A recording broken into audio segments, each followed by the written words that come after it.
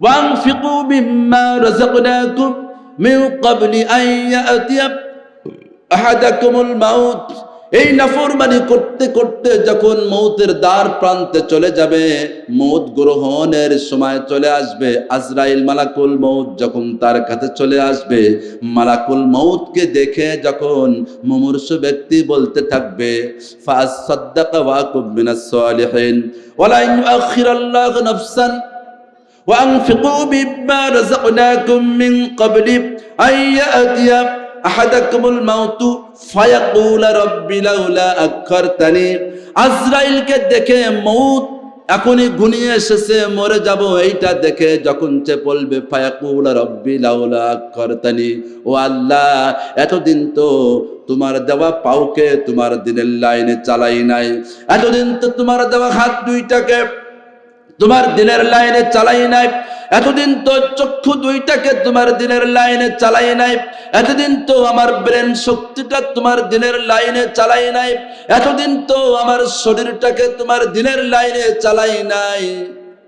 ফায়াকুল রব্বি লাউলা আখরতানি, ও আল্লাহ এতদিন তো আমি অবাধ্য ছিলাম, লাউলা আখরতানি ইলা আজালিন করিব। ও আল্লাহ তোমার কাছে আমার প্রার্থনা, তুমি যদি এই মুহূর্তে মৌতের হাত থেকে আমাকে রেহাই দাও, একটু সময় যদি আমাকে অবকাশ দিয়ে দাও, অর্থাৎ এই মুহূর্তে যদি তুমি মৌত না দাও, আমাকে মৌত থেকে বাঁচায়া দাও, আমি তোমার কাছে স্বীকারোক্তি দিচ্ছি, ফাসাদ্দাকা ওয়া আকুম মিনাস সালিহিন। আমি তোমার কাছে স্বীকারোক্তি দিচ্ছি, আমি ওয়াদা করতেছি, আমি আজকে বাঁচলে মৌত না হলে আমি আজ থেকে যতদিন পর্যন্ত বাঁচবো আমি নেককার বান্দাদের অন্তর্ভুক্ত হয়ে যাব। একটু জোরে বলেন সুবহানাল্লাহ। তার প্রস্তাবটা ভালো, তার প্রস্তাবটা কি? অত্যন্ত একটা ভালো প্রস্তাব, কিন্তু মহান আল্লাহ পাক রব্বুল আলামিন বলেন, মৃত্যুর আগ মুহূর্তে এমন ভালো ভালো প্রস্তাব দিলেও আমি আল্লাহ পাক রব্বুল আলামিন কোন নাফরমানের ভালো প্রস্তাব মানি না, কারণ এই নাফরমানকে সময় দিলে সে আবারও নাফরমানি করবে। জোরে বলুন ঠিক কিনা? দেখবেন মাঝে মধ্যে পকেটমার ধরা পড়ে, গরু চোর ধরা পড়ে, ধরা পড়লে বলে মন্ডল সাহেব আজকের মতো ছেড়ে দেন, আর কোনোদিন আমি চুরি করব না। জোরে বলুন ঠিক কিনা? পকেটমার ধরা পড়লে বলে আর কোনোদিন চুরি করব না, এর আগেও চুরি করে নাই, আজকে প্রথম চুরি করতে গিয়ে ধরা পড়ে গেছি, বলে না বলে না, আর কোনোদিন চুরি করব না। এখন যদি বিচারক তাকে ছেড়ে দেয়, তারপরেও আবারও সে চুরি করে। আর একটু জোরে বলুন ঠিক কিনা? এই জন্য আল্লাহ তাআলা বলেছেন, কোন নাফরমানের ছাড় নয়, কোন নাফরমানের সময় বৃদ্ধি নয়, মৃত্যুর আগমনকে পয়গমকে ঘুরাইয়া দেওয়া নয়। আল্লাহ তাআলা বলেন, ওয়ালা ইউআখিরুল্লাহু নাফসান ইযা জাআ আজালুহা। আল্লাহ পাক রব্বুল আলামিন বলেন, মউত এমন একটা নির্দেশ, মহান আল্লাহ পাক রব্বুল আলামিনের পক্ষ থেকে যে নির্দেশ, যে সিদ্ধান্ত, এটা কখনো নড়চড় হবে না, সময় মতো এসে যাবে। আর মহান আল্লাহ পাক রব্বুল আলামিনের নির্দেশে নাফরমানদেরকে দুনিয়া থেকে বিদায় নেওয়া লাগবে। জোরে বলুন ঠিক কিনা? এই জন্য আমাদেরকে পরিবর্তন হতে হবে, আমাদেরকে ফিরে আসতে হবে। যদি আমরা ফিরে না আসি তাহলে আমাদের কি হবে? আল্লাহ তাআলা বলেন, কিয়ামতের ময়দানে তোমাদেরকে অন্ধ করে তুলব। কি করে? ওয়ামান আ'রাদা আন যিকরি ফাইন্না লাহু মাঈশাতান দানকা। তোমাদেরকে দুনিয়ার ময়দানে তোমাদের জীবনকে সংকীর্ণ করে দেব, সংকুচিত করে দেব, আর কিয়ামতের ময়দানে তোমাদেরকে অন্ধ করে তুলব। আপনারা কি কিয়ামতের ময়দানে অন্ধ হয়ে উঠতে চান নাকি? এই জোরে বলেন, অন্ধ হয়ে উঠতে চান? আখিরে কিয়ামতের দিন এক শ্রেণী মানুষ অন্ধ হয়ে উঠবে, চক্ষু থাকবে না। অন্ধ মানুষগুলি মহান আল্লাহ পাক রব্বুল আলামিনের কাছে কাঁদতে থাকবে। কত মানুষ আছে এই দুনিয়ার ময়দানে চোখ পায় নাই, চোখ না থাকার কারণে আল্লাহ তাআলার কাছে কান্নাকাটি করে এবং দুনিয়াবাসীর কাছে বলে, দুনিয়াটা আমার জন্য কবরের সমান, দুনিয়াটা কোনোদিন দেখলাম না। আপনারা মাঝে মধ্যে ট্রেনের মধ্যে সফর করবেন, ভ্রমণ করবেন, দেখবেন ট্রেনের মধ্যে কিছু অন্ধ মানুষ আছে, কিছু অঙ্গহারী মানুষ আছে, যারা মানুষের কাছে হাত পাতে আর বলে, আমার কাছে দুনিয়াটা কবরের সমান। চোখে দেখি না, চোখে দেখি না, আল্লাহর নাজ নিয়ামতগুলি দেখি না, আল্লাহ তাআলার এই সমস্ত বান্দাদের সুন্দর চেহারাগুলি দেখি না, দুনিয়াটাকে দেখতে পারি নাই, দুনিয়াটা যেন কবরের সমান হয়ে গেছে, এমন আফসোস করতে থাকে। কিয়ামতের ময়দানেও এক শ্রেণীর মানুষ তারা আফসোস করবে, ও আল্লাহ, আমাদের তো দুনিয়ার ময়দানে চক্ষু ছিল, আমরা চক্ষুষ্মান ছিলাম, অথচ আজকের এই কিয়ামতের ময়দানে অন্ধ হয়ে পড়লাম, আমাদের কোনো চক্ষু নাই, অর্থাৎ আমাদের কোনো দৃষ্টি নাই, এইটা কেন হলো? এমন ভাবে আফসোস করতে থাকবেন। এজন্য আপনারা কি কিয়ামতের ময়দানে অন্ধ হতে চান নাকি? অন্ধ না হতে চাইলে দুনিয়ার ময়দানে মহান আল্লাহ পাক রব্বুল আলামিনের নির্দেশ মানতে হবে, আর রাসূল করিম সাল্লাল্লাহু আলাইহি ওয়াসাল্লামের আদর্শ মানতে হবে। জোরে বলুন, কার আদর্শ? নবীজির আদর্শ মানতে হবে। নবীজির আদর্শ মানার জন্য নবীজির হাদিস আছে। আল্লাহ তাআলার রাসূল বলেছেন, যে ব্যক্তি দুনিয়ার ময়দানে আমি রাসূলকে ভালোবাসবে, মান আহাব্বা সুন্নতি ফাকাদ আহাব্বানি, যেই ব্যক্তি আমি রাসূলকে ভালোবাসতে চাই, আমি রাসূলের সঙ্গে সুসম্পর্ক স্থাপন করতে চাই, মান আহাব্বা সুন্নতি ফাকাদ আহাব্বানি। মনে মনে চিন্তা করতেছেন, চাই তো রাসূলকে ভালোবাসতে, কিন্তু রাসূলকে পাবো কই? রাসূলকে দুনিয়াতে আছে নাকি? জোরে বলেন, আছে? রাসূলকে দেখার জন্য যদি আপনি সারা বাংলাদেশ ঘোরেন তাহলে দেখা মিলবে? যারা বলছেন না, মনে মনে চিন্তা করতেছেন, মিলতেও তো পারে। মিলবে? রাসূলকে দেখার জন্য গোটা ভারতের এই 5 স্টার যদি আপনি ঘোরেন, রাসূলকে পাওয়া যাবে? রাসূলকে পাওয়া যাবে না। যদি আপনি সৌদি আরব পর্যন্ত ঘোরেন, তারপরেও রাসূলকে পাওয়া যাবে না। যাবে নাকি? যেহেতু রাসূল তো দুনিয়াতে নাই, রাসূল তো চলে গেছেন দুনিয়ার বুক থেকে চিরবিদায়। আরেকটু জোরে বলুন, ঠিক কিনা? তাই ওই রাসূলকে পাওয়ার জন্য মানুষ দৌড়াদৌড়ি করলে চলবে না। রাসূলকে পাওয়ার জন্য রাসূলের সুন্নতের ইত্তেবা করতে হবে, রাসূলকে খুশি করার জন্য সুন্নতের ইত্তেবা করতে হবে। আরেকটু জোরে বলুন, ঠিক কিনা?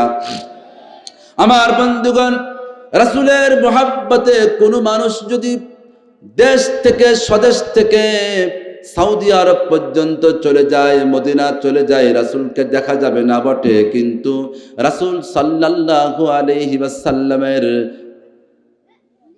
মাজার যদি কেউ জিয়ারত করে, রাসূলের রওজা মুবারক কেউ যদি জিয়ারত করে, আল্লাহ পাক রব্বুল আলামিন তার মর্তবাও বাড়ায় দেন। বলেন সুবহানাল্লাহ।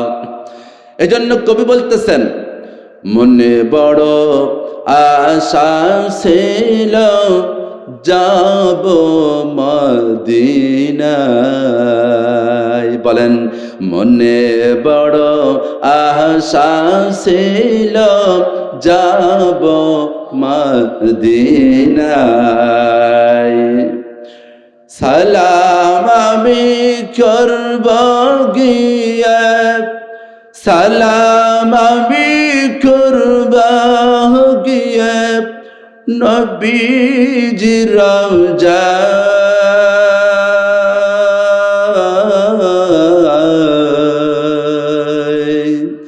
মনে বড় আশা ছিল, মুখ খুলছেন না কেন? জোরে বলেন, মনে বড় আশা ছিল। আরো জোরে, মনে বড় আশা ছিল যাব মদিনায়। আরব সাগর পাড়ি দিব,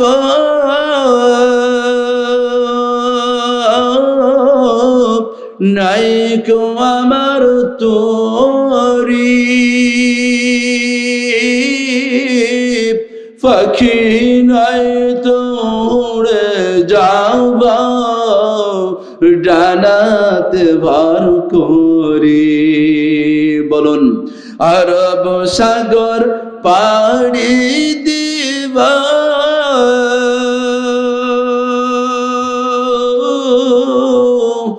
নাই কো আমার তোরি। পাখি নাই তো উড়ে যাবা ডানাতে বার করি।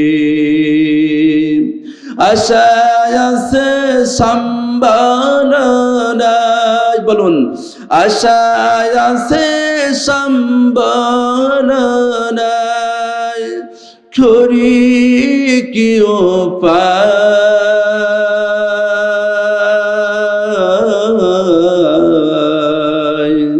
মনে বড় আশা ছিল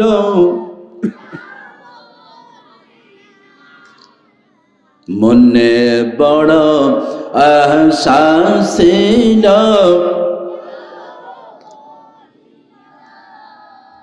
মনে বড় আশা ছিল যাব মদিনায়। সালাম আমি করব গিয়ে সালাম আমি করব গিয়ে নবীর রওজায়।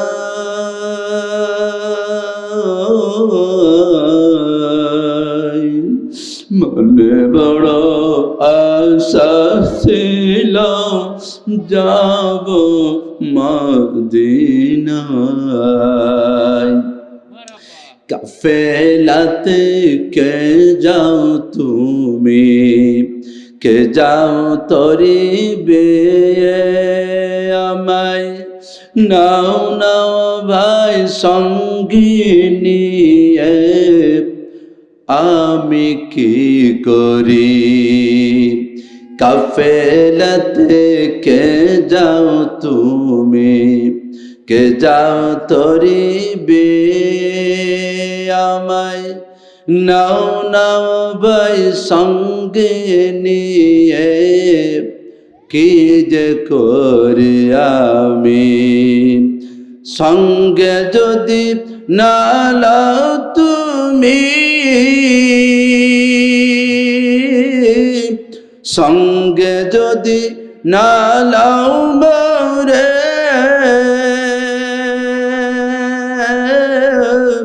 দিয়ালামি চাই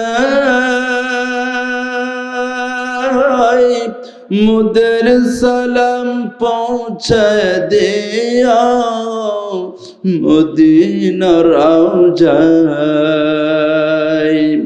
আশায় আছি সম্ভাবনা নাই আশায় আছি সম্ভাবনা নাই করি কি উপায়।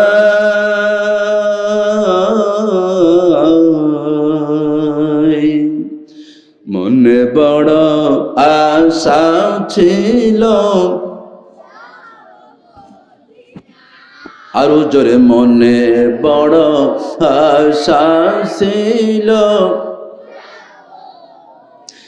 সালাম আমি করব গিয়ে সালাম আমি করব গিয়ে নবীজির রওজায়।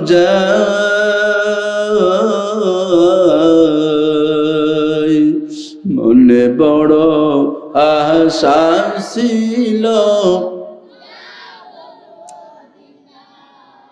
আমার বন্ধুগণ এই দুনিয়ার বুক থেকে যদি আপনি নবীকে ভালোবাসতে চান কিন্তু নবীকে পান না। নবীজি বলেছেন মান আহাব্বা সুন্নতি ফাকাদ আহাব্বানি। নবীজিকে আপনি খুঁজে পান না তাতে কোনো সমস্যা নাই। নবীজি বলেছেন যারা আমার আদর্শকে মেনে নিবে যারা আমার আদর্শকে লালন করবে যারা আমার আদর্শকে প্রত্যেকটা স্তরে স্তরে মানবে। মান আহাব্বা সুন্নতি ফাকাদ আহাব্বানি, আমাকে ভালোবাসা হয়ে যাবে। বলেন সুবহানাল্লাহ। সব জায়গায় নবীকে ভালোবাসার জন্য নবীর আদর্শ মানতে হবে। কি মানতে হবে? নবীর আদর্শ মানতে হবে। আর এটা মহান আল্লাহ তাআলারও নির্দেশ। আল্লাহ তাআলা বলেছেন, কুল ইন কুনতুম তুহিব্বুনাল্লাহা ফাত্তাবিউনি ইউহিব্বুকুমুল্লাহ ويغفر لكم ذنوبكم والله غفور رحيم। আল্লাহু আকবার। আল্লাহ পাক রব্বুল আলামিন বলেছেন, ও দুনিয়াবাসী, ও দুনিয়াবাসী, তোমরা শুনে নাও। নবীজিকে বলেছেন, ও নবী আপনি বলুন, আপনার উম্মতদেরকে বলুন, যারা আমি আল্লাহকে ভালোবাসতে চাই, আপনারা কি আল্লাহকে ভালোবাসতে চান না চান না? আল্লাহকে ভালোবাসতে চান, কিন্তু আল্লাহকে যারা ভালোবাসে তাদেরকে পিটায়া পিটায়া দুনিয়ার থেকে বিদায় করে, ঠিক না? High high. আল্লাহকে যারা ভালোবাসে, আল্লাহর দিন যারা আল্লাহর জমিনে কায়েম করতে চায়, তাদেরকে পিটায়া পিটায়া জমিন থেকে বিদায় করে আল্লাহকে ভালোবাসবেন। তাহলে আল্লাহকে ভালোবাসা হবে। বলে আমি কোম্পানির কল্যাণ চাই, কোম্পানির ডেভেলপ চাই, কোম্পানিকে আমি ভালোবাসি, তবে কোম্পানির হেড অফিস থেকে নিয়ে একদম লেবার পর্যন্ত, ঝাড়ুদার পর্যন্ত যতজন কোম্পানির লোক আছে সকলকে পিটায়া পিটায়া জমিন থেকে বিদায় করতে চাই। বলেন, যদি এমনটি আপনি করেন তাহলে কি কোম্পানির ভালো হবে? কোম্পানিকে ভালোবাসা হবে?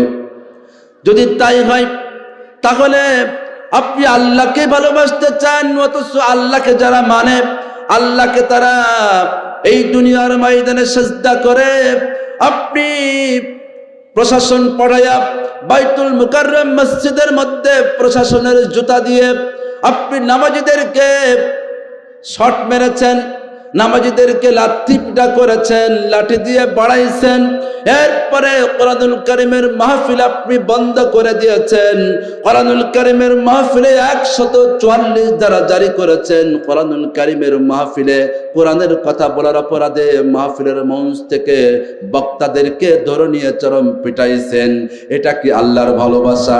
এটা কি আল্লাহর ভালোবাসা? যারা এই জমিনের বুকে মহান আল্লাহ পাক রব্বুল আলামিনের নেক বান্দাদের উপরে চরম নির্যাতন নিপীড়ন করেছেন, কোরআনুল কারীমের আওয়াজকে বন্ধ করে দেওয়ার জন্য 144 ধারা জারি করেছেন, যারা বক্তাদেরকে মঞ্চ থেকে নামায় নিয়ে পিটায়া পিটায়া তাদেরকে বন্দিশালায় আড্ডা দিয়েছেন, আল্লাহর কসম করে বলি কিয়ামতের দিনের সব রাজিয়া পর্যন্ত আপনি পার পাবেন না। করে বলুন ঠিক কিনা? আমার বন্ধুগণ, আল্লাহকে ভালোবাসতে চাইলে আল্লাহ তাআলার নির্দেশ মানতে হবে, রাসূলকে ভালোবাসতে চাইলে রাসূলের সুন্নাহ মানতে হবে। আরেকটু জোরে বলুন ঠিক কিনা? আল্লাহ তাআলা বলেছেন, যারা আমি আল্লাহকে ভালোবাসতে চাও তারা আমার রাসূলের অনুসরণ করো, আমার রাসূলের অনুকরণ করো। আমার রাসূলের অনুসরণ আর অনুকরণ যদি করতে পারো তাহলে কি হবে? আল্লাহ তাআলা বলেন,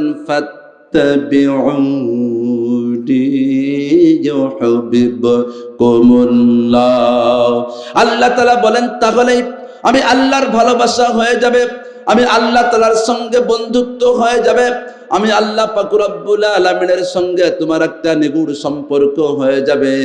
আর যারা আমি আল্লাহ পাক রব্বুল আলামিনের সঙ্গে যেই বান্দার বন্ধুত্ব হয়ে যাবে, যেই বান্দির বন্ধুত্ব হয়ে যাবে, আল্লাহ তাআলা বলেন, ওয়ায়াগফিরু লাকুম যুনুবাকুম, আমি আল্লাহ পাক রব্বুল আলামিন তার জীবনের সমস্ত গুনাহগুলি মাফ করে দেব। বলেন সুবহানাল্লাহ। কে বলেছেন? জোরে বলুন, কে বলেছেন? আল্লাহ পাক রব্বুল আলামিন বলে দিয়েছেন, আজ থেকে প্রায় ১৫০০ বছর আগে, ১৪৫০ বছর আগে বলে দিয়েছেন কোরআনুল কারীমের মধ্যে, আমার আপনার কল্যাণ কামিতা দেওয়ার জন্য, আমার আপনার ভালাই দেওয়ার জন্য, জাহান্নাম থেকে মুক্তি দেওয়ার জন্য এবং জান্নাতের অন্তর্ভুক্ত করার জন্য, জান্নাতবাসীদের অন্তর্ভুক্ত করার জন্য 1450 বছর আগে আল্লাহ পাক রব্বুল আলামিন দুনিয়াবাসীর কাছে বয়ান করে দিয়েছেন। বলেন সুবহানাল্লাহ। রাগ করছেন? কালকে আর আমাকে পাবেন না, রাগ করছেন? আহারে, কুরআনুল কারীমের কথা শোনাইতেছি, এর মধ্যে এত স্বাদ, এত মজা। কত রকমের কিতাব তো পড়লাম, কোন কিতাবে এত মজা নাই, ঠিক কিনা? মুরব্বী আকরাম মনোযোগ দেন। 50 বছর ধরে নামাজ পড়েন, প্রত্যেক দিন 5 ওয়াক্ত নামাজের প্রত্যেকটা রাকাতের শুরুতে কোন সূরা পড়েন? সূরাতুল ফাতিহা পড়েছেন, আলহামদুলিল্লাহ সূরাটাই তো পড়েছেন। কোন একজন মুরব্বীর মুখ থেকে কেউ কি শুনেছেন এতদিন ফাতিহা পড়তে পড়তে পড়তে পড়তে আর ভালো লাগে না, এখন নতুন একটা সূরা পাইলে ভালো হতো, এমন ওয়াজ কেউ করেছে? কেউ করছে, কেউ করবে। এমন ওয়াজ কেউ করে নাই, করছে না, করবেও না। এত মজা এর মধ্যে। বলেন সুবহানাল্লাহ। আমার বন্ধুগণ, এই কুরআনুল কারীম আপনি তেলাওয়াত করবেন, মজা লাগবে। এই কুরআনুল কারীম আপনি আমল করবেন, চরম মজা লাগবে। এই কুরআনুল কারীম আপনি শুনবেন, চরম মজা লাগবে। আপনার কোনো কথা মনের থেকে হারাবে না। শুধুমাত্র আল্লাহর ভালোবাসা যদি আপনার হৃদয়ের মধ্যে থাকে তাহলেই তো ভালো লাগবে। আর যদি আল্লাহর ভালোবাসা হৃদয়ের মধ্যে না থাকে তাহলে কোরআনের আওয়াজ ভালো লাগবে না। আপনি ষড়যন্ত্র করে বেড়াবেন কিভাবে ওই আওয়াজকে বন্ধ করা যায়। জোরে বলুন ঠিক কিনা? বিগত দিন আমরা দেখেছি কোরআনুল কারীমের আলোচনা হবে, তাফসীর মাহফিল হবে। এটা কি সরকার গোড়ার থেকে জানতো? এখানে যে এই যে তাফসীর কোরআন মাহফিল হচ্ছে, মন্ডলের আব্দুল কুদ্দুস মন্ডলের টৌলা এই যুব তাফসীর হচ্ছে, এটাকে ঢাকার কেউ জানে না। অথচ এখান থেকেই ফোন দেওয়া হয় কোরআনুল কারীমের মাহফিল হবে। তারা চায় না তাই ফোন দেয়। এবার উপর থেকে নির্দেশ আছে কোরআনুল কারীমের মাহফিল বন্ধ করো, ও মাহফিল ওখানে হতে দেওয়া যাবে না। এর মানে স্থানীয় কিছু আছে যারা কোরআনুল কারীমকে ভালোবাসেন না, যার ফলে তারা ফোন করে এটাকে ষড়যন্ত্র করে। জোরে বলুন ঠিক কিনা? যদি এমনটি হয় আল্লাহ পাক রব্বুল আলামিন কিয়ামতের দিন অন্ধ করে দেবেন। জোরে বলুন কি করে দেবেন? আখারে বন্ধ করে দেবেন। কিয়ামতের দিন অন্ধ হয়ে যাবেন, চোখে দেখবেন না। আর দুনিয়ার ময়দানেও আপনার কেউ ভালাই চাবে না, কেউ আপনার কল্যাণ চাবে না। প্রত্যেকেই মনে মনে ঘৃণা করবে। জোরে বলুন ঠিক কিনা? দেখবেন কিছু লোক থাকে, তাদেরকে সামনাসামনি দাদাজান কেমন আছেন, চাচাজান কেমন আছেন, খুব আদর দেখায়, সম্মান দেখায়। একটু পার হয়ে গেলে তখন যেইটা সব থেকে খারাপ ভাষা তার জানা আছে সেইটা মনে মনে সে ব্যক্ত করে। আরেকটু জোরে বলুন ঠিক কিনা?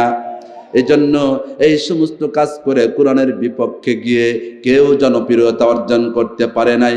আগে পরে তাকে অপমানের লাঞ্ছনার গঞ্জনা নিয়ে দুনিয়ার থেকে বিদায় নেওয়া লাগছে, না হলে দেশ থেকে বিতাড়িত হওয়া লাগছে। জোরে বলুন ঠিক কিনা? আপনারা ফেসবুক দেখেছেন, ইউটিউবে দেখেছেন, সিরিয়ার প্রধানমন্ত্রী প্রেসিডেন্ট বাশার আল আসাদ নামের লোকটি স্বৈরাচার শাসক, দীর্ঘদিন ধরে জনগণের উপরে লুটতরাজ করেছে, জুলুম করেছে, নির্যাতন করেছে, নিপীড়ন করেছে, নিজের মূর্তি করেছে দেশে। মূর্তি করলেই বুঝি সম্মান অর্জন হয়, মূর্তি করলেই বুঝি কিয়ামত পর্যন্ত থাকা যায়, মূর্তি করলেই বুঝি জনগণকে সব কিনে নেওয়া যায়। নিজের মূর্তি করেছে, শেষ পর্যন্ত জনগণের লাথি ঝাঁটা খেয়ে দেশ থেকে পালাইছে। দেশবাসীকে বলে যাওয়ার মতো সুযোগটাও পাই নাই, ঠিক কিনা? আর তার মূর্তির উপরে মানুষ লাথি দেয়, ঝাঁটা মারে, এবং তার মূর্তির মাথার উপরে দাঁড়িয়ে মানুষেরা লাথি দেয়, জুতার দিয়ে বাড়ি দেয়। এর থেকে কি সম্মান বাড়ে না কমে? যারা দুনিয়ার ময়দানে মূর্তি বানায়, যারা দুনিয়ার ময়দানে মূর্তি তৈরি করে, এই মূর্তির দ্বারা দুনিয়াবাসীর কোনো কল্যাণ হয় না, আর মূর্তিওয়ালারও সম্মান বাড়ে না, বরং কমে যায়। জোরে বলুন ঠিক কিনা? মনে কিছু নেবেন না, একটা কথা বলি শুধুমাত্র শেখানোর জন্য। আমাদের দেশে অনেক মূর্তি ভাঙা হয়েছে, ঠিক কিনা? যেই মানুষটার মূর্তি ভাঙা হয়েছে তাকে আমরা সম্মান করি, তাকে ইজ্জত করি, কিন্তু তার সম্মান বাড়াতে গিয়ে যখন প্রত্যেকটা এলাকাতে মূর্তি বানানো হলো, প্রত্যেকটা জেলায় জেলায় মূর্তি বানানো হলো, শেষ পর্যন্ত দেখা গেল জনগণ কি করলো, যেই লোকটাকে, যেই মানুষকে মানুষ এত শ্রদ্ধা করত, এত সম্মান করত, ওই মানুষের মূর্তি বানানোর কারণে ওই মূর্তির মাথার উপরে দাঁড়িয়ে জনগণ জুতা দিয়ে লাথি মেরেছে। জোরে বলুন ঠিক কিনা? আমি কি মিথ্যা বলতেছি? আপনারা ইউটিউবে দেখেছেন, টিভির খবরে দেখেছেন, পেপার পত্রিকায় দেখেছেন, মূর্তির উপরে দাঁড়ায় জনগণ লাথি দিয়ে দিয়ে মূর্তির হাত ভেঙেছে, মূর্তির মুখ ভেঙেছে, মাথা ভেঙে দিয়েছে, ঠ্যাংগুলি ভেঙে দিয়েছে। এর দ্বারা আমরা প্রমাণ পেয়ে গেছি কোন মানুষের মূর্তি তৈরি করলে মূর্তি দিয়ে মানুষের সম্মান ইজ্জত বাড়ে না। জোরে বলুন ঠিক কিনা? এমনকি কিয়ামত পর্যন্ত কোন মানুষ যদি মানুষের মূর্তি তৈরি করে, ওই মূর্তির দ্বারা তার সম্মান ইজ্জত বাড়বে না। তবে আমার দেশে যারা সনাতন ধর্মের মানুষ আছেন, যারা হিন্দু ধর্মের মানুষ আছেন, তাদের হিসাব ভিন্ন, যেহেতু ওটা তাদের ধর্মীয় একটা কাজ, ঠিক কিনা? আমরা কারোর ধর্মীয় কাজের উপরে বাধা দেব না, কিন্তু মুসলমান পরিচয় দিয়ে যদি আপনি অন্য ধর্মেরটা পালন করতে চান, তাহলে মুসলমানরা তা মানবে না। আরেকটু জোরে বলুন ঠিক কিনা? মুসলমান পরিচয় দিলে কোরআন মানতে হবে, মুসলমান পরিচয় দিলে নবীকে মানতে হবে, মুসলমান পরিচয় দিলে নামাজ কায়েম করতে হবে, মুসলমান পরিচয় দিলে কোরআনুল কারীমের হুকুম জমিনে কায়েম করতে হবে। আর একটু জোরে বলুন ঠিক কিনা? মুসলমান পরিচয় দিয়ে কেউ যদি এই দেশে কোরআনের বিরুদ্ধে যায়, মুসলমান পরিচয় দিয়ে কেউ যদি নবীর বিরুদ্ধে যায়, মুসলমান পরিচয় দিয়ে কেউ যদি আলেম ওলামাগণের বিরুদ্ধে যায়, মুসলমান পরিচয় দিয়ে কেউ যদি কোরআনুল কারীমকে অবমাননা করে, এই দেশে সে থাকতে পারবে না, এই দেশের মানুষের কাছ থেকে বিদায় নেওয়ার সুযোগটাও পাবে না, পাবে না, পাবে না। বলুন ঠিক কিনা?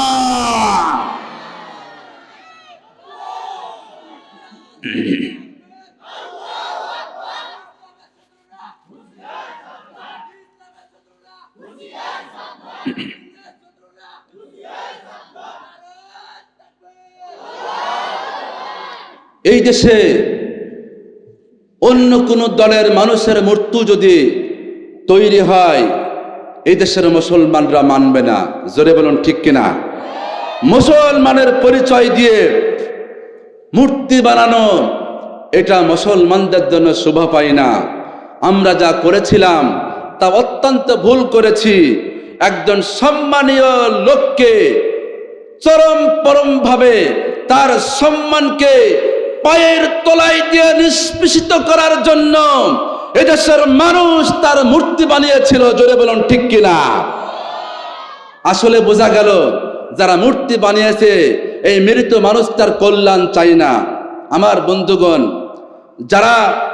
আপনারা যারা সন্তান রেখে যাবেন, আপনার সন্তান যদি আপনার মূর্তি বানায়, আপনার সন্তান যদি নামাজের বিরুদ্ধে বলে, আপনার সন্তান যদি আলেম ওলামাদের উপরে নির্যাতন নিপীড়ন করে, আপনার সন্তান যদি কোরআনের বিরুদ্ধে দাঁড়িয়ে যায়, কাল কিয়ামতের মুসিবতের ময়দানে আপনাকে হিসাব দেওয়া লাগবে।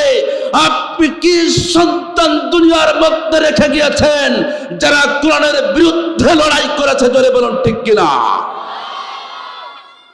এজন্য আমরা নেক সন্তান রেখে যেতে চাই। যারা মূর্তি বানায়, যেই সন্তানে মূর্তি তৈরি করে দেশের প্রত্যেকটা জেলায় জেলায় মেন সেক্টরে খাড়া করে দেয়, এগুলোকে নেক সন্তান বলে না, এগুলোকে কুসন্তান বলে। আরেকটু জোরে বলুন ঠিক কিনা? আমার নবী যখন মক্কা থেকে মদিনায় আসলেন, হযরতে আলী রাদিয়াল্লাহু তাআলা আনহুকে নির্দেশ করলেন, আলী, এই মদিনা শহরের মধ্যে এই মদিনার এলাকার মধ্যে যত জায়গায় মূর্তি আছে সব মূর্তি ভেঙে তছনছ করে দাও। জোরে বলুন ঠিক কিনা? নবীজিকে প্রশ্ন করা হলো, আপনি দুনিয়াতে কেন আসছেন?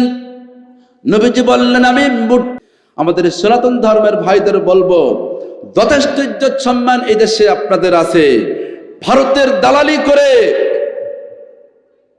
মোদি দাদার দালালি করে যদি এই দেশে আধিপত্য বিস্তার করতে চান তাহলে কিন্তু চরম বিপদে পড়ে যাবেন। জোরে বলুন ঠিক কিনা? মুসলমানের তো এমনিতেই আপনাদেরকে চরম সম্মান দেয়। ইন্ডিয়া আমাদের প্রতি চোখ রাঙায়। ইন্ডিয়ার ভিতরে মুসলমানদের উপরে যখন নির্যাতন নিপীড়ন চলে, মুসলমানদেরকে পাখির মতো গুলি করে হত্যা করে, মুসলমানদের মসজিদ ঘরকে ভেঙে দেয়। আমরা দেখেছি বাবরি মসজিদকে কিভাবে ভেঙে দেওয়া হয়েছে। জোরে বলুন ঠিক কিনা? যেখানে রাম মন্দির নির্মাণ করা হয়েছে, অন্য অন্য জায়গায় মুসলমানদের উপরে নির্যাতন নিপীড়ন চলতেছে। কাশ্মীরের মুসলমানদের উপরে চরম নির্যাতন নিপীড়ন করে। তখন কি মোদির চোখে বাঁধে না?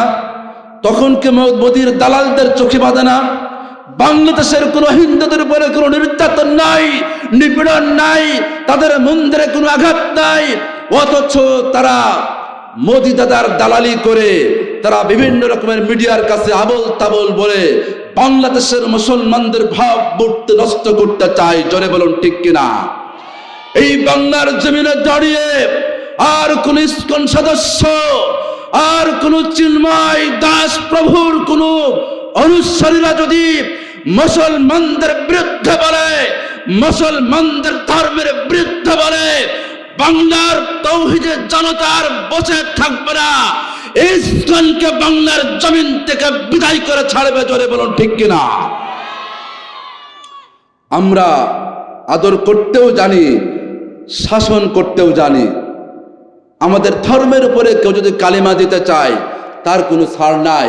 সে মুসলমান হোক, সে হিন্দু হোক, সে বৌদ্ধ হোক, সে খ্রিস্টান হোক, আমরা কাউকে মানি না। মানি কাকে? জোরে বলুন, আমরা কাউকে মানি না। মানি কাকে? আমরা আল্লাহকে মানি। আল্লাহর বিরুদ্ধে কেউ যদি যায় তার কোনো ছাড় নাই। আমার বন্ধুগণ, আমরা দুনিয়াতে আসছি অল্প সময়ের জন্য। দুনিয়ার থেকে আমরা চলে যাব। কেউ এই দুনিয়ার ময়দানে থাকতে পারবো না, ঠিক কিনা? কেউ এই দুনিয়ার ময়দানে থাকতে পারবো না। সবাই আমরা বিদায় হয়ে যাব। কিসের অহংকার? কিসের আমাদের এত দালালি? কিসের এত আমাদের হইহুল্লা? আমরা তো এই দেশের দুনিয়ার মুসাফির। দুনিয়াতে আসছি আমরা মুসাফির হিসাবে। দুনিয়ার থেকে আমরা বিদায় হয়ে চলে যাব। আমার বন্ধুগণ, মাল সম্পদ কিছুই আমরা নিতে পারবো না।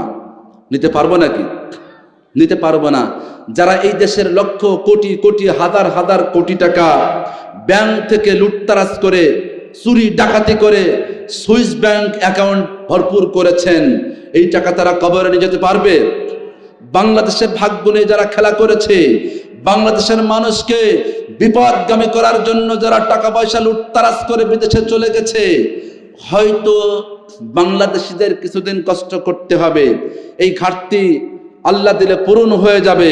কিন্তু তুমি যা করেছো, তোমার ভাগ্যের যে ঘাটতি তুমি ঘটাইছো, এই ঘাটতি তুমি দুনিয়া আখিরাত কোনো জায়গায় পূরণ করতে পারবে না। জোরে বলুন ঠিক কিনা? এজন্য আমরা কাউকে ঘাটতিতে ফেলতে চাই না। আমরা কাউকে বিপদগামী করতে চাই না। আমরা কাউকে বিতাড়িত করতে চাই না। আমরা কাউকে মারপিট করতে চাই না। আমরা মানুষকে সম্মান দিতে চাই। তবে যদি আমাদের সম্মান যদি কেউ গ্রহণ না করতে চাই, কেউ যদি আমাদের উপরে চরম নির্যাতন নিপীড়ন চালাতে চায়, কেউ যদি আবার কোরআনের বিরুদ্ধে অবস্থান করতে চায়, কেউ যদি আবার ইসলামের বিরুদ্ধে অবস্থান করতে চায়, কেউ যদি আবার মুসলমানদের বিরুদ্ধে অবস্থান করতে চায়, সারা বাংলার মুসলমানেরা এক প্ল্যাটফর্মে এসে তাদেরকে জবাব দেবে। জোরে বলুন ঠিক কিনা? এজন্য আমরা চলে আসি আলোচনার ভিতরে। যে আয়াতে কারিমা তেলাওয়াত করেছিলাম, আল্লাহ তাআলা বলছেন, ওয়ালা রাব্বি লিমা হাসারতানি আ'মা وقد كنت بصيرا আল্লাহ তাআলার কথা যারা অমান্য করে এই দুনিয়া থেকে বিদায় হবেন, আল্লাহ তাআলা বন্ধ করে দেবেন। এই বন্ধরা কিয়ামতের দিন আল্লাহ তাআলাকে বলবে, ও আল্লাহ, দুনিয়ার ময়দানে তো আমরা চক্ষুষ্মান ছিলাম। কি ছিলাম? দুনিয়ার ময়দানে তো আমরা চক্ষুষ্মান ছিলাম। লড়ছেন কেন? লড়বেন না, দোয়া করে দেবো। বলেছি ঘুম লাগলে এখানে ঘুমায় পড়বেন, প্রস্রাব লাগলে, পায়খানা লাগলে বাংলা কথা আমাকে জানাবেন, ছুটি দেবো। বাকিরা সবাই বসে থাকেন, একটু জিকির করেন তো। সুবহানাল্লাহ ওয়ালহামদুলিল্লাহ।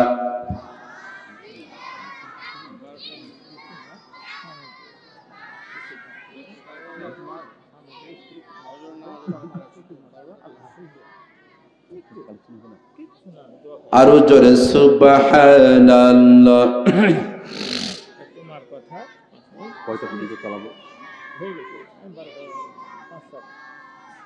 সুবহানাল্লাহ।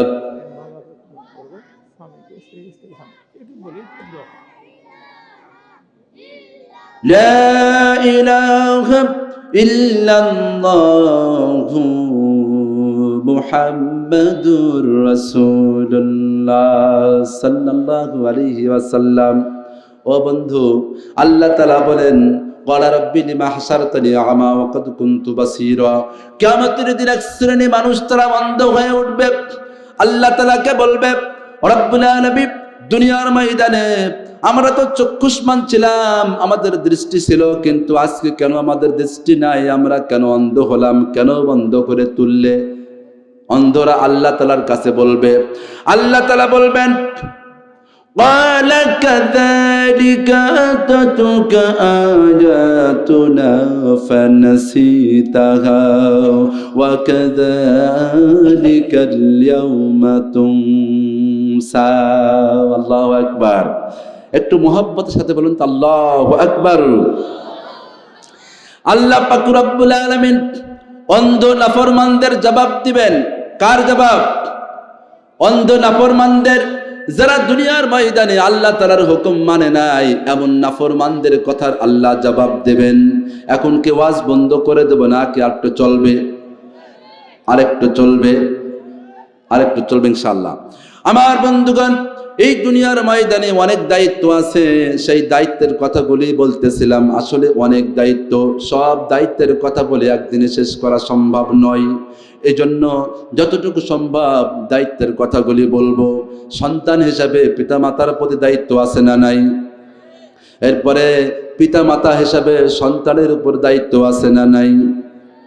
স্ত্রী হিসাবে স্বামীর উপরে দায়িত্ব আছে না নাই? স্বামী হিসাবে স্ত্রীর উপরে দায়িত্ব আছে না নাই? একটু হালকা সময় আলোচনা করব। আমার বন্ধুগণ, এই দুনিয়ার ময়দানে অনেক সন্তান আছে যাদেরকে নেক সন্তান বলা হয়। নেক সন্তানদের কারণে পিতামাতা কবরেও শান্তিতে থাকেন, আবার দুনিয়াতেও শান্তিতে থাকেন। জোরে বলুন ঠিক কিনা?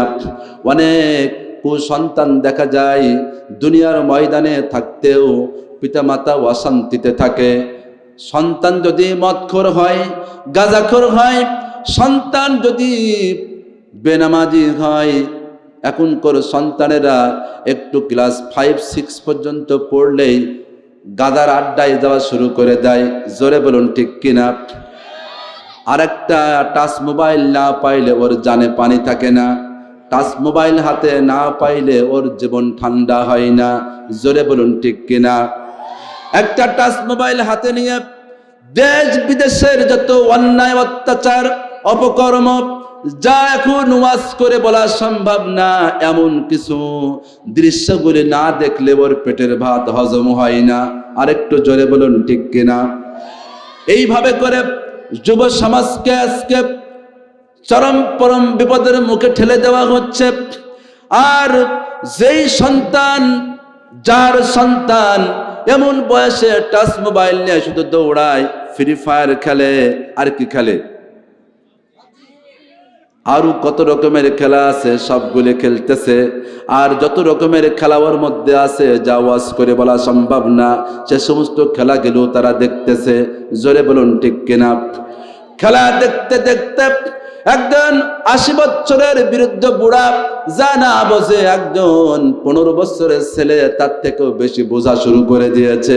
জোরে বলেন ঠিক কিনা? যার কারণে এই ছোট্ট ছোট্ট ছেলে মেয়েরা আজকে গাজার আড্ডায় পাওয়া যায়, তাদেরকে মদের আড্ডায় পাওয়া যায়, তাদেরকে বেশ্যালয় পাওয়া যায়, তাদেরকে বেশ্যাখানায় পাওয়া যায়। জোরে বলুন ঠিক কিনা? আপনার সন্তানকে যদি আপনি সুরাস্তায় রাখতে চান, আল্লাহর দ্বীনের রাস্তায় রাখতে চান, তাহলে কুরআনুল কারীমের ছায়াতলে আনতে হবে। আল্লাহ তাআলা বলেছেন, রব্বানা আবিনাল্লাযীনি আদাল্লানা মিনাল জিন্নি ওয়াল ইনসি নাজ'আলুহুমা তাহতা আকদামিনা লিয়াকুনা মিনাল আসফালিন। আল্লাহ পাক রব্বুল আলামিন বলেন, কিয়ামতের ময়দানে এক শ্রেণী মানুষ থাকবে, তারা বলতে থাকবে, আল্লাহ আমাদেরকে কারা জাহান্নামের রাস্তায় ঠেলে দিল? আমাদের সেই পিতা মাতা, আমাদের সেই মন্ডল মাতব্বার, আমাদের সেই পরিচালক, আমাদের সেই দেশের মন্ডল মাতব্বার, তারা কোথায়? আমাদেরকে জিন এবং মানুষের ভিতর থেকে কারা আমাদেরকে জাহান্নামের রাস্তায় ঠেলে দিয়েছে, কোরআন থেকে বঞ্চিত করেছে, দিন থেকে বঞ্চিত করেছে। রব্বুল আলামিন তাদেরকে পেতে চাই, তাদেরকে আমরা পায়ের তলায় পেতে চাই। কোথায়? দেখবেন যেই সন্তান বেশি বেশি পিতা মাতাকে অসন্তুষ্ট করে, পিতা মাতার অবদ্ধ হয়ে যায়, পিতা মাতা বলে 2 পাও দিয়ে তাকে লাথি দেবো, ঠিক কিনা? একটা লাথি দিয়ে তোকে বাড়ির থেকে বের করে দেব, বলে না? বলে না? কিয়ামতের ময়দানে ওই সমস্ত সন্তানরাই কথা বলবে, আমাদের পিতা মাতা, আমাদের মন্ডল মাতব্বাররা কোথায়, যারা আমাদেরকে জাহান্নামের রাস্তায় ঠেলে দিয়েছে? আমরা তাদেরকে পায়ের তলায় নিয়ে মাড়াই আমরা জাহান্নামে যাব। এই জন্য পিতা মাতাদেরকে বলবো, সন্তানদেরকে সুরাস্তায় চালাবেন, সন্তানদেরকে কোরআনের রাস্তায় চালাবেন, আল্লাহর দ্বীনের রাস্তায় চালাবেন। ওই সন্তান কখনোই আপনার অবাধ্য হবে না। জোরে বলুন ঠিক কিনা? এই জন্য সন্তানদেরকে নুরানিতে দেবেন। কোথায় দিবেন? নুরানিতে দেবেন। নুরানি এখানে আছে? নুরানিতে দিবেন। নুরানিতে বাংলা, অঙ্ক, ইংরেজি সবগুলি পড়ানো হয়। সেই সাথে আপনার সন্তানকে যখন আপনি ক্লাস 3 পর্যন্ত পড়াবেন, ক্লাস 3-তে আপনার সন্তান 60টা 65টা হাদিস অর্থসহ মুখস্থ করবে। এরপরে কোরআনুল কারীম না দেখে লিখতে পারবে, কোরআনুল কারীম দেখে তেলাওয়াত করতে পারবে। ক্লাস 3 থেকে কোরআনুল কারীমের সূরা আর রহমান, সূরা মুলুক, সূরা ইয়াসিন না দেখে সে তেলাওয়াত করতে পারবে। ছেলে হলে জানাজা করতে পারবে ক্লাস 3 থেকে। আপনার ছেলে জানাজা শিখে যাবে, আপনার ছেলে ওযুর ফরজ জানবে, আপনার ছেলে নামাজের ফরজ জানবে, আপনার ছেলে গোসলের ফরজ জানবে, আপনার ছেলে নামাজ ভঙ্গের কারণ জানবে, আপনার ছেলে ওযু ভঙ্গের কারণ জানবে। এইভাবে করে অনেক ইলম আপনার ছেলে ক্লাস 3-এর মধ্যেই জেনে যাবে। বলেন সুবহানাল্লাহ। আপনার ছেলে, আপনার মেয়ে ক্লাস 3 থেকে এত সুন্দর আরবি লিখবে, মনে হবে যেন কোরআনুল কারীম টাইপ করা হয়েছে, মেশিন দিয়ে লেখা হয়েছে, এমন মনে হবে। এজন্য নুরানিতে দিবেন। নুরানিতে আপনি 3 পর্যন্ত পড়ানোর পরে যদি মেয়ে হয় আপনি মহিলা মাদ্রাসায় ভর্তি করে দেন, ছেলে হইলে আপনি পরবর্তীতে আপনি আলিয়াতে অর্থাৎ দাখিল লাইন আছে, ও লাইনে যেতে পারেন। অথবা যদি মনে করেন না আমার ছেলেকে আমি বড় ডক্টর বানাতে চাই, বড় বিজ্ঞান বানাতে চাই, আমি সায়েন্স পড়াতে চাই, একটু স্কুলে ভর্তি করব, তাও করতে পারবেন, অসুবিধা নাই। আপনার ছেলে ইঞ্জিনিয়ার হবে, ম্যাজিস্ট্রেট হবে, যত বড় দায়িত্ব পালন করুক না কেন, তার জীবনের শুরু হয়েছে কোরআন দিয়ে। ও কোনোদিন বাপ মাকে অবহেলা করতে পারবে না, বাপ মাকে বৃদ্ধাশ্রমে যেতে চাইবে না, বাপ্পাকে অপমান অপদস্থ করতে চাইবে না, নামাজ থেকে গাফেল হবে না, ওর মধ্যে দ্বীনের মহব্বত থাকবে। জোরে বলুন ঠিক কিনা? ও যদি পুলিশ অফিসার হয়, ও যদি পুলিশ অফিসার হয়, কোন জনগণকে হত্যা করতে পারবে না। ও যদি সেনাবাহিনী হয়, কখনো দেশের উপরে কি অত্যাচার করবে না, ওর মধ্যে কোরআন আছে। জোরে বলুন কি আছে? এই জন্য শুরু থেকেই কোরআন দিয়ে শুরু করতে হবে, তাহলে ওই নেক্সট সন্তান আপনি মারা যাবেন সে আপনার জানাজাটাও করতে পারবে। জোরে বলুন ঠিক কিনা? আর মাদেরকে বলবো, বোনদেরকে বলবো, মা বোনেরা ইসলাম থেকে দূরে সরে আছে, বুরকা একটা পরে, আটো সাটো বুরকা, এটা বুরকা না, এটা কি না, এইটা বুরকা না। নবীর আমলে বুরকা ছিল, সেই বুরকা ছিল ঢিলা ঢালা, সেই বুরকা পরলে মেয়েদের শরীরের অবয়ব মানুষ অনুভব করতে পারতো না, শরীরের কাটা মোটা মানুষ অতটা অনুভব করতে পারতো না, মানুষটা মোটা না চিকন এমনটা অনুভব করতে পারতো না। আর এখন এমন ডিজাইনের বুরকা মেয়েরা পরে, একদম আমার ভাইরা যারা জিন্সের প্যান্ট পরে এর থেকেও টাইট একটা বুরকা হয়। জোরে বলুন ঠিক কিনা? এই বুরকা দিয়ে পর্দা হয় না, এই বুরকা দিয়ে নবীকে খুশি করা যায় না, এই বুরকা দিয়ে আল্লাহ পাক রব্বুল আলামিনকে খুশি করা যায় না, বরং এই বুরকা দিয়ে কোরআনুল কারীমের আয়াতকে অবমাননা করা হয়। আল্লাহ তাআলা বলেছেন, ওয়াকারনা ফি বুয়ুতিকুন্না ওয়ালা তাবাররাজনা তাবাররুজাল জাহিলিয়াতিল উলা। আল্লাহ তাআলা মুমিনা মহিলাদেরকে বলেছেন, তোমরা জাহিলিয়াতের যুগের মতো, জাহিলিয়াতের যুগের মেয়েদের মতো ঠাট ঠামাশা করে বেপর্দা ভাবে তোমরা চলো না। কিন্তু বর্তমানে যেই বুরকা পরে, এই বুরকা এই জাহেল মূর্খ এবং বিধর্মী মহিলারাও পরে না। জোরে বলুন ঠিক কিনা? এই জন্য বুরকাকে আরেকটু ঢিলা করে দেন, বুরকাকে আরেকটু কি করে দেন, আরেকটু লুজ করে দেন, বুরকা আরেকটু ঢিলা পরা শুরু করেন, আর পর্দা মেনটেন করেন অন্তঃকরণ দিয়ে। কি দিয়ে? যেহেতু জিনা শুধু জিনা করলেই হয় না, বরং জিনা চোখের জিনা হয়, ব্রেনের জিনা হয়, মুখের জিনা হয়, চোখের জিনা হয়, এমনকি অন্তঃকরণের জিনা হয়। একটু জোরে বলুন নাউযুবিল্লাহ। বলে আবার ব্রেন দিয়ে আবার কিভাবে জিনা হয় হুজুর, এটা তো বুঝলাম না।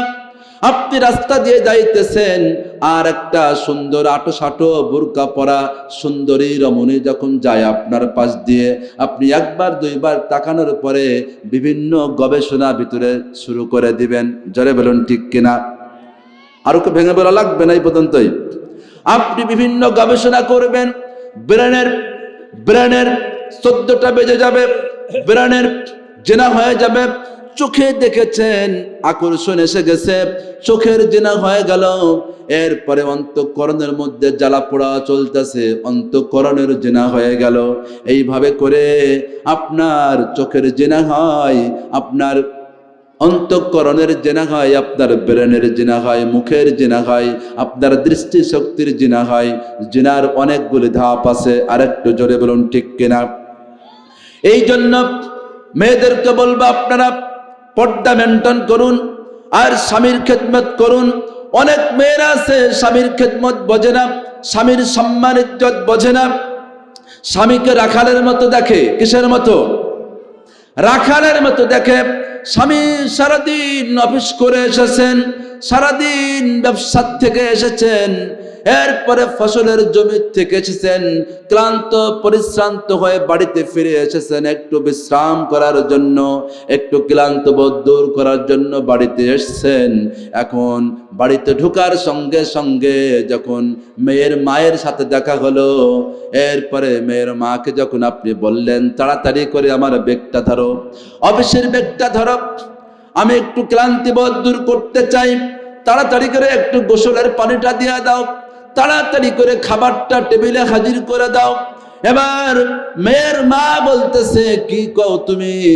তুমি তো সারাদিন অফিস করলে, আমি কি বাড়িতে ঘুমাইছি নাকি? আমি তো বাড়ির কাজ কাম করতেছি, আমিও চরম ক্লান্ত। এখন রান্না করা আছে, রুমে গিয়ে খেয়ে নাও। এরপরে টাঙ্কিতে পানি আছে, তুমি পানিটা টেপ চালু করে দিয়ে গোসল করে নাও, ঝর্ণা চালু করে দিয়ে গোসল করে নাও। তোমার কাপড়গুলি, তোমার পোশাকগুলি হুইল পাউডার দিয়ে ভিজানো আছে, গোসলের সময় একটু কি করো, এটাকে কি বলেন, একটু পরিষ্কার করে নাও। এইভাবে করে স্বামীর কোনো সম্মান ইজ্জত যখন মেয়ে করবে না, অর্থাৎ তার স্ত্রী করবে না, স্বামীকে ছোট্ট মনে করবে, স্বামীর সম্মানের হানি করবে, কিয়ামতের ময়দানে ওই স্ত্রী কখনোই ক্ষমা পাবে না। জোরে বলুন ঠিক কিনা? আমরা উম্মুল মুমিনিন নবীজির স্ত্রীদের জীবনী দেখব, সাহাবীদের স্ত্রীদের জীবনী দেখব, ওনারা কিভাবে দুনিয়ার বুক থেকে এত সম্মান অর্জন করলেন। অল্প একটু সময় মা বোনদের জন্য আলোচনা করব। আম্মা জান হযরতে খাদিজাতুল কুবরা রাদিয়াল্লাহু তাআলা আনহার কথা বলবো। আপনারা কি বিরক্ত হচ্ছেন নাকি? হযরতে আম্মা জান খাদিজাতুল কুবরা রাদিয়াল্লাহু তাআলা আনহা রাসূলের জীবন সঙ্গিনী ছিলেন।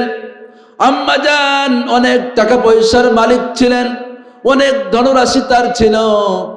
রাসূল করিম সাল্লাল্লাহু আলাইহি ওয়াসাল্লামের ঘরে যখন আসলেন, আম্মা জান হযরতে খাদিজা রাদিয়াল্লাহু তাআলা আনহা তার ধনরাশি, তার সম্পদ আদি সব রাসূলের কদম মুবারকে জমা করে দিলেন। সুবহানাল্লাহ। হযরতে রাসূল করিম সাল্লাল্লাহু আলাইহি ওয়াসাল্লাম খাদিজাকে বলল, খাদিজা, এত টাকা পয়সা সহায় সম্পদ সব তুমি আমাকে দান করে দিলে, সব তুমি আমাকে দিয়ে দিলা, এর বদলা তুমি কি চাও? হযরতে খাদিজা বললেন, আমি কিচ্ছু চাই না, কিচ্ছু চাই না। নবীজি বললেন, না, তুমি বলো এর বদলা কি চাও? হযরতে খাদিজা বললেন, ও নবী, যখন আমার প্রয়োজন হবে তখন আমি আপনাকে বলবো। বলেন সুবহানাল্লাহ। অথচ বর্তমান যুগের মেয়েরা দেখা যায় স্বামী বিদেশে অথবা দেশে চাকুরি করে অথবা ব্যবসা করে, নিজের নামে একটা অ্যাকাউন্ট না করতে পারলে ভালো লাগে না। স্বামী রক্ত ঘরায়া, রক্ত ঝরায়া, অক্লান্ত পরিশ্রম করে টাকা পয়সা রুজি রোজগার করেছেন, শহরে 2 কাঠা জমি ক্রয় করবেন, স্ত্রী বলে 1 কাঠা আমার 1 কাঠা তোমার, রেজিস্ট্রি করার সময় এমন আছে না নাই? দিতে হবে। যদি না দেওয়া হয় তাহলে সকাল থেকে সন্ধ্যা, সন্ধ্যা থেকে সকাল বাড়িতে আগুন জ্বলে, ঠিক কিনা? তারপরে আবার বিভিন্ন ভাষা খারাপ করে আর বলে, তোর ভাত আমি আর রান্না করব না। এমন ঘটনাও বাংলার জমিনে ঘটেছে। জোরে বলুন ঠিক কিনা? অনেক স্ত্রীরা দেখা যায় স্বামী যদি প্রস্তাবে রাজি না হয়, বলে যা চললাম, বাড়িতে চললাম, বাবার বাড়িতে চললাম, তোর সংসারে আর কোনোদিন আসবো না। বাধ্য হয়ে সম্মান ইজ্জতের ভয়ে তখন একজন পুরুষ ওই স্ত্রীর কথা মতো তার প্রস্তাব মেনে নেওয়া লাগে। জোরে বলুন ঠিক কিনা? আমার বন্ধুগণ, অথচ হযরতে আম্মা জান খাদিজা রাদিয়াল্লাহু তাআলা আনহা সব সম্পদ নবীজিকে দিয়ে দিলেন। অনেকদিন অতিবাহিত হয়ে গেল। হঠাৎ করে আম্মা জান রাসূলকে বলতেছেন, ইয়া রাসূলুল্লাহ, ইয়া হাবিবাল্লাহ, আপনার কাছে আমার 3টা দাবি আছে। জোরে বলুন কয়টা? সবাই না বললে এই ওয়াজ করব না। জোরে বলুন কয়টা? আম্মা জান বললেন, ও নবী, আপনার কাছে আমার 3টা দাবি আছে। বিশ্ব নবী বললেন, খাদিজা, তুমি বলো তোমার কি দাবি, আমাকে বলো। হযরতে বিচক্ষণ মহিলা খাদিজাতুল কুবরা রাদিয়াল্লাহু তাআলা আনহা তিনি বললেন, ও নবী, 1 নাম্বার দাবি হলো, এই দুনিয়ার বুক থেকে যখন আমি মারা যাব, চলে যাব, বিদায় গ্রহণ করব, তখন আপনি কি করবেন? বলে, তোমার জন্য দোয়া করব। বলে, না, শুধু দোয়া নয়, আপনি নিজ হাতে আমাকে গোসল করায় দিবেন আর আপনার ব্যবহার করা একটা জুব্বা আমার শরীরের মধ্যে পরায় দেবেন। একটু আওয়াজ দিয়ে বলুন সুবহানাল্লাহ। স্ত্রীর কি দাবি? হযরতে নবীজি বললেন, 2 নাম্বার দাবিটা বলো। তিনি বললেন, ও নবী, মানুষ যখন মারা যায়, গোসল করানোর পরে তাকে কবরে দেওয়া হয়। এই কবরে নামানোর সময় আমার লাশটি কেউ নামাবে না, আপনি নিজ হাতে আমাকে কবরের মধ্যে নামায় দেবেন এবং আমার মুখমণ্ডলটা আপনি কিবলার দিকে ফিরায় দিবেন। সুবহানাল্লাহ। হযরত খাদিজাতুল কুবরা রাদিয়াল্লাহু তাআলা আনহা তিনার দাবিগুলি পেশ করতেছেন। আখিরি জামানার পয়গম্বর বিশ্ব নবী জনাবে মুহাম্মদুর রাসূলুল্লাহ সাল্লাল্লাহু আলাইহি ওয়াসাল্লাম দাবিগুলি মেনে নিচ্ছেন। এক পর্যায়ে 3 নম্বরের দাবি আম্মা জান বললেন, ও রাসূল, আপনার কাছে আমার দাবি, মানুষ যখন মারা যাবে, কবরে শায়িত হয়ে যাবে, কবরে দাফন করার পরে তাদের কাছে মুনকার নাকির আসবে আর প্রশ্ন করবে, মার রাব্বুকা ওমা দীনুকা ওমান নাবিয়্যুকা, এরকম প্রশ্ন করা হবে। প্রত্যেকজন মানুষকে এই প্রশ্নের জবাব দেওয়া লাগবে। যারা এই প্রশ্নের জবাব দিতে পারবে না তারা বড় বিপদে পড়ে যাবে, আর যারা এই প্রশ্নের জবাব দিতে পারবে আল্লাহ পাক রব্বুল আলামিন তাদেরকে জান্নাতের জন্য বাছাই করে নেবেন। সুবহানাল্লাহ। আম্মা জান হযরতে খাদিজাতুল কুবরা বললেন, ও রাসূল, আপনার কাছে আমার দাবি, আমার কাছে যখন মুনকার নাকির নামক ফেরেশতা আসবে আমাকে প্রশ্ন করার জন্য, আমাকে বলার জন্য মার রাব্বুকা ওমা দীনুকা ওমান নাবিয়্যুকা বলার জন্য আসবে আর আমাকে প্রশ্ন করবে, ও নবী, আমার পক্ষ থেকে এই প্রশ্নের জবাবগুলি আপনি নিজেই দিয়ে দিবেন। সুবহানাল্লাহ, কি দাবি তিনি করছেন। এবার হযরত রাসূল করিম সাল্লাল্লাহু আলাইহি ওয়াসাল্লাম বললেন, ও খাদিজা, এত সময় তুমি যেই দাবি করেছো এই দাবিগুলি সব আমি মানতে পারলাম, কিন্তু 3য় নম্বরে যে দাবিটা তুমি করেছো এই দাবি তো আমি মানতে পারছি না, কারণ এটা একটা পার্সোনাল বিষয়। মহান আল্লাহ পাক রব্বুল আলামিন আল্লাহর নূরের তৈরি ফেরেশতাদেরকে প্রশ্নবোধক বানায়া পাঠাবেন, যার কাছে প্রশ্ন করবেন তাকে তাই উত্তর দিতে হবে। হযরত খাদিজা বললেন, না ইয়া রাসূলুল্লাহ, আমি এটা মানতে পারি না, আপনি আমার পক্ষ থেকে ফেরেশতাদের প্রশ্নের উত্তর দিয়ে দিবেন, আপনি আমার পক্ষ থেকে ফেরেশতাদের জবাবটা দিয়ে দিবেন।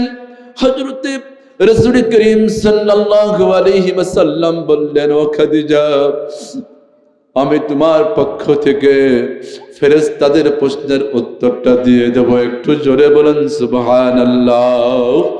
হযরত খাদিজা রাদিয়াল্লাহু তাআলা আনহা এমন একজন মহিলা যার উপরে মহান আল্লাহ পাক রব্বুল আলামিন পর্যন্ত খুশি রয়েছেন, রাজি রয়েছেন।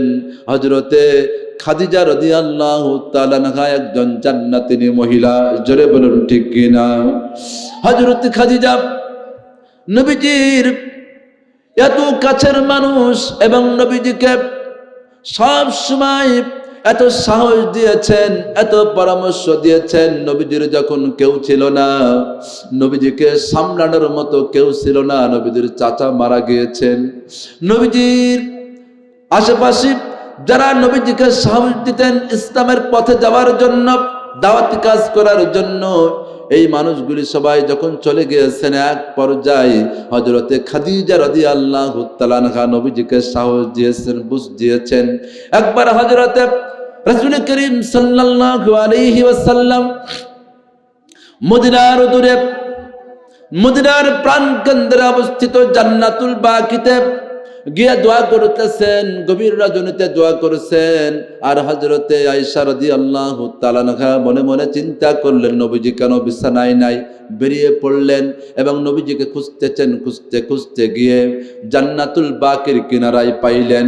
নবীজি হাত উঠায় দাঁড়ায় আছেন, হযরত আয়েশা পিছন থেকে হাত উঠাইলেন। নবীজি দোয়া করতে করতে বললেন, ও আল্লাহ, কিয়ামতের ময়দানে সবাই তো সবাইকে হারিয়ে ফেলবে, স্ত্রী তার স্বামীকে হারিয়ে ফেলবে, স্বামী তার স্ত্রীকে হারিয়ে ফেলবে, একে অপরকে হারিয়ে ফেলবে, কেউ কারোর সঙ্গে সাক্ষাৎ পাবে না। ও আল্লাহ, এমন মুহূর্তে, এমন সংকট পায় মুহূর্তে আমি যেন আমার খাদিজাকে হারায়া না যাই। হযরত আয়েশা বললেন, ও রাসূল, আপনি কি স্ত্রী হিসেবে খাদিজার চাইতে সুন্দরী রমণীকে আর আপনি পান নাই? খাদিজার কথা কেন ভুলতে পারেন না?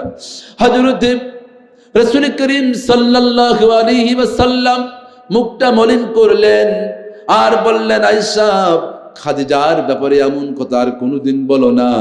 আমার যখন কেউ ছিল না আমার পাশে, আমার বিপদের সময় যখন কেউ আমার সঙ্গে ছিল না, এই খাদিজা আমার পাশে দাঁড়িয়েছিল। বলেন সুবহানাল্লাহ। হযরত আয়েশা বললেন, ইয়া রাসূলুল্লাহ ইয়া হাবিবাল্লাহ, আমার গুস্তাকে ক্ষমা করবেন, খাদিজার ব্যাপারে আমাকে কিছু বলুন। বিশ্বনবী বললেন, আমি দিনের জন্য বাহিরে কাজ করেছি, এলাকার মধ্যে কাজ করেছি, আমাকে কত মানুষ অপমান অপদস্থ করেছে, আমাকে লাঞ্ছিত করেছে, আমাকে হেয় প্রতিপন্ন করেছে, আমাকে বিতাড়িত করেছে। সারাদিন আমি দৌড়াইয়া দৌড়াইয়া দিনের কাজ করেছি, বাড়িতে ফিরতে, বাসায় ফিরতে গভীর রাত হয়েছে। গভীর রাত্রে এসে বাড়ির মধ্যে প্রবেশ করে আমি একটাবার শুধুমাত্র খাদিজা বলে ডাক দিয়েছি, সঙ্গে সঙ্গে দরজা খুলে গেছে। আমি একদিন খাদিজাকে বললাম, খাদিজা তুমি কি ঘুমাও না? যতদিন পর্যন্ত আসলাম, যতবার আসলাম, গভীর রাতে আসলাম, একটাবার শুধু খাদিজা বলে ডাক দিয়েছি, অমনি দরজা খুলে গেছে, তুমি কি বিছানায় ঘুমাও না?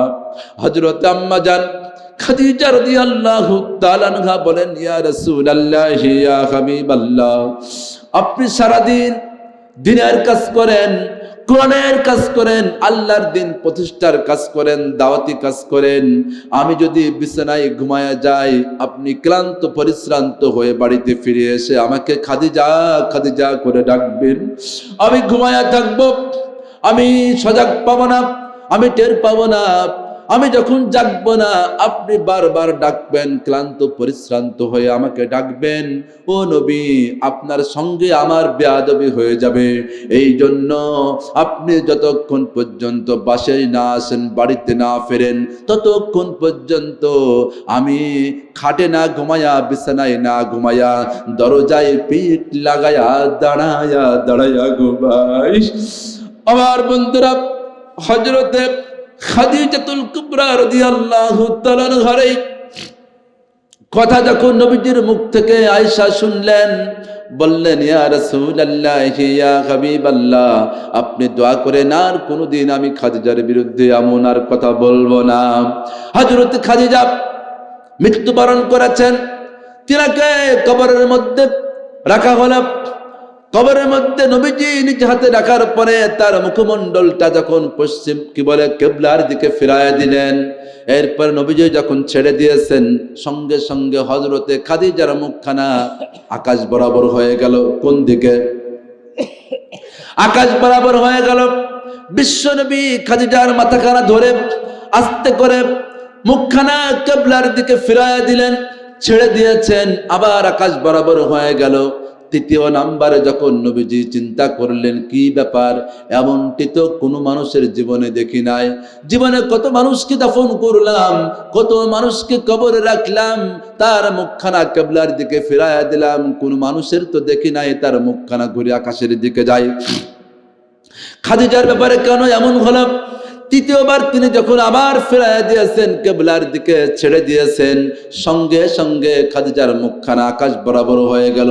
বড় টেনশনের মধ্যে পড়ে গেলেন নবীজি, এমনটি কেন হলো? কিবলার দিকে যায় না, এটা তো বড় একটা চিন্তার ব্যাপার। হযরতে নবীজি চিন্তা করতেছেন, টেনশন করতেছেন।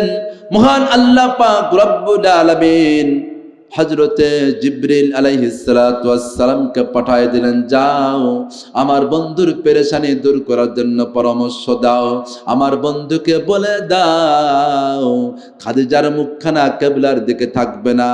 খাদিজার মুখখানা কিবলার দিকে থাকবে না, কোন দিকে থাকবে? যাও বলে দাও।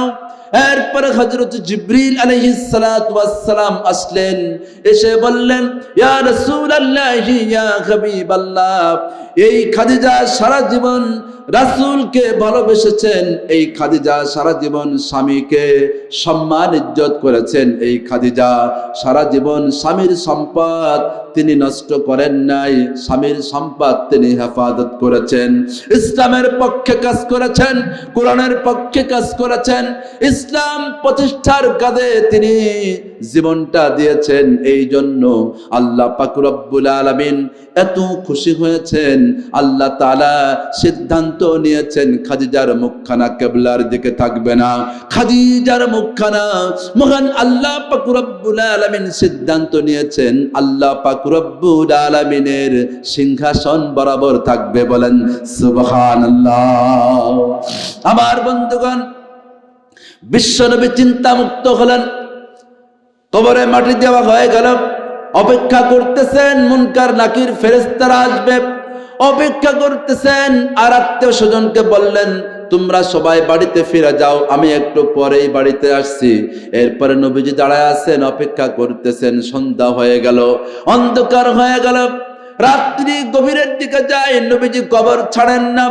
আল্লাহ পাক রব্বুল আলামিন বললেন, ও নবী আপনি কেন এখনো দাঁড়ায় আছেন? জিব্রাইল যাও, তাড়াতাড়ি করে যাও, আমার নবীদের সমাধান দাও। এরপরে হযরত জিবরিল এসে বললেন, ইয়া রাসূলুল্লাহ, ইয়া হাবিবাল্লাহ, কবর কমপ্লিট হয়েছে, আত্মীয় স্বজন সকলে চলে গেছে, আপনি এখনো পর্যন্ত এই অন্ধকার আচ্ছন্ন হয়েছে, রাত পর্যন্ত কবরের কাছে দাঁড়িয়ে আছেন, কারণটা কি? জিব্রাইল, আমি তো খাদিজার কাছে ওয়াদাবদ্ধ রয়েছি। খাদিজার কাছে যেই ফেরেশতারা প্রশ্ন করবে, ওই প্রশ্নের উত্তরগুলি, ওই প্রশ্নের আনসারগুলি খাদিজার পক্ষ থেকে আমি দিয়ে দেব, এই জন্য আমি অপেক্ষামান রয়েছি।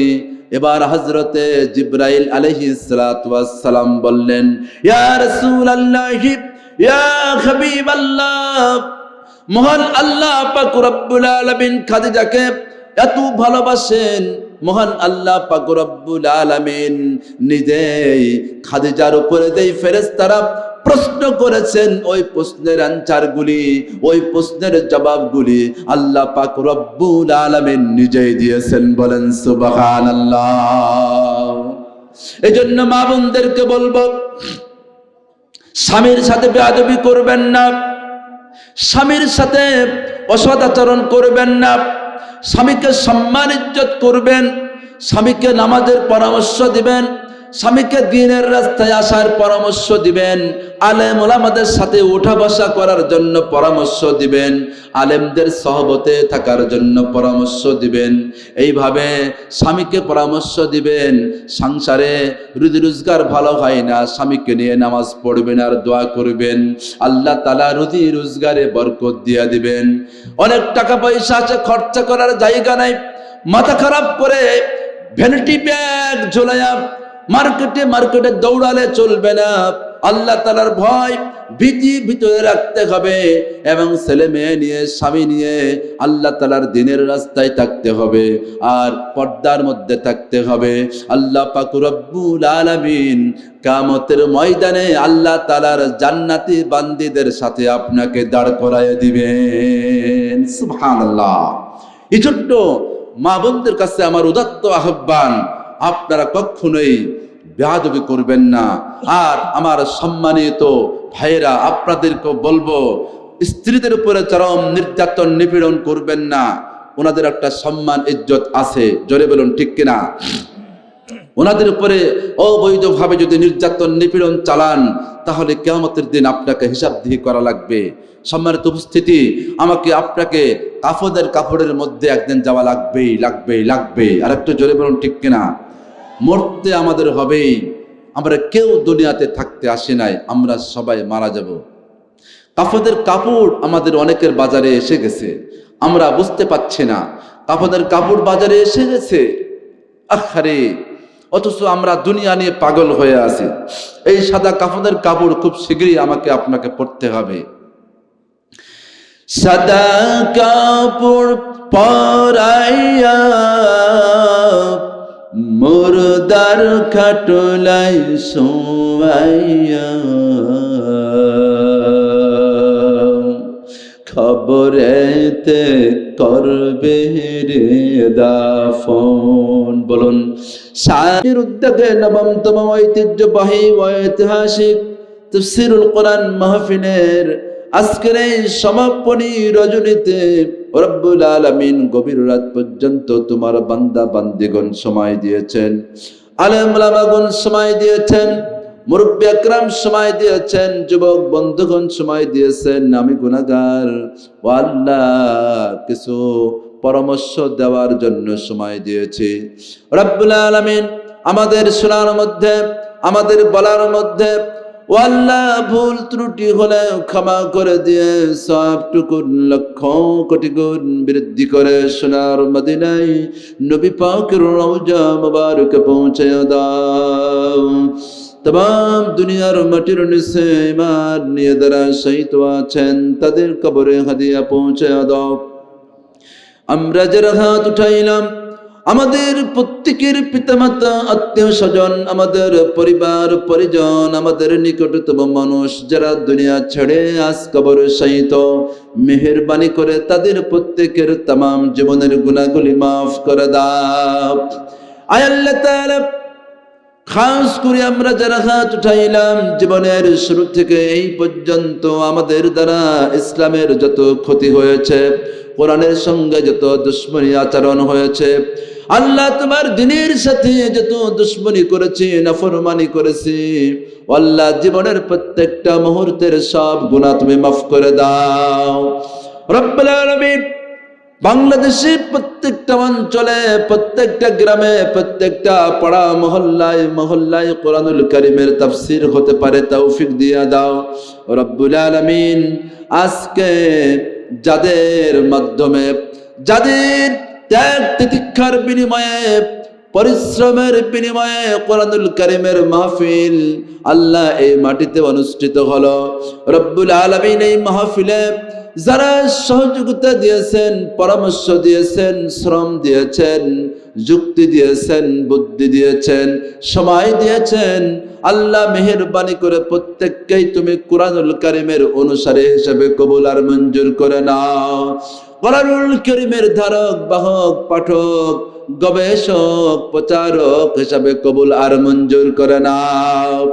আয় আল্লাহ তাআলা, যুবক বন্ধুগণ সহ যারা এই কোরআনুল কারীমের মাহফিলের কমিটিতে নিযুক্ত হয়ে মাহফিল পরিচালনা করলেন, আল্লাহ যুবক বন্ধুদেরকে কবুল আর মঞ্জুর করে নাও। আল্লাহ মাহফিল কমিটিকে কবুল আর মঞ্জুর করে নাও। আল্লাহ তাদের ত্যাগ তিতিক্ষা, পরিশ্রম, মেহনত সবগুলিকে কবুল করে নিয়ে কিয়ামতের মুসিবতের ময়দানে রব্বুল আলামিন কুরআন ওয়ালাদের অন্তর্ভুক্ত তুমি করে দিও।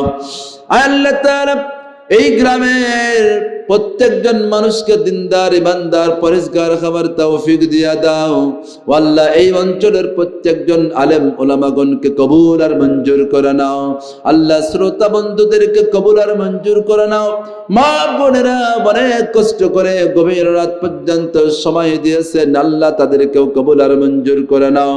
রব্বুল আলামিন অনেক জায়গায় প্রোগ্রাম করি, আল্লাহ অনেক জায়গার সভাপতি থাকেন, তারা মাইকের সামনে কথা বলার যোগ্যতা রাখেন না, কিন্তু আজকের মাহফিলে এমন একজন সভাপতি যিনি বিশিষ্ট আলেমে দ্বীন, বিশিষ্ট ইসলামী চিন্তাবিদ, ও আল্লাহ তোমার গোলাম জনাব মাওলানা শাতাউর রহমানকে কবুল আর মঞ্জুর করে নাও।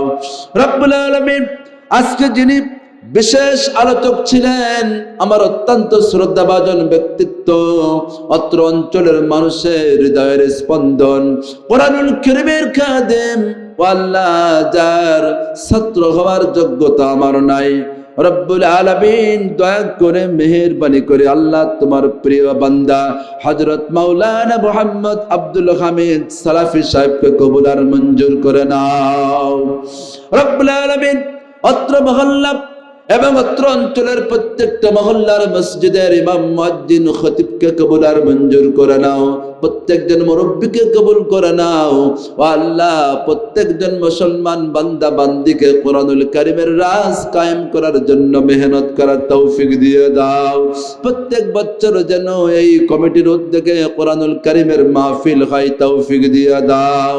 রব্বুল আলামিন যেই বাড়িতে অবস্থান করলাম, খানা খাইলাম, ওই বাড়ি বাড়িতে তোমার রহমত নাজিল করে দাও, ওই বাড়ির কামাই রুজির মধ্যে বরকত দান করে দাও। মেহেরবানি করে আমার ডানে বামে আল্লাহ সামনে যতজন আলেম ওলামা এখানে উপস্থিত হয়েছেন প্রত্যেকজন আলেম ওলামা গণের সম্মান ইজ্জত বর্ধিত করে দাও। আল্লাহ তাআলা মক্কাতুল মুকাররমা মদিনাতুল মুনাওয়ারার সম্মানিত মেহমানগণ হাজী সাহেবগণ যারা উপস্থিত আছেন কবুল আর মঞ্জুর করে নাও।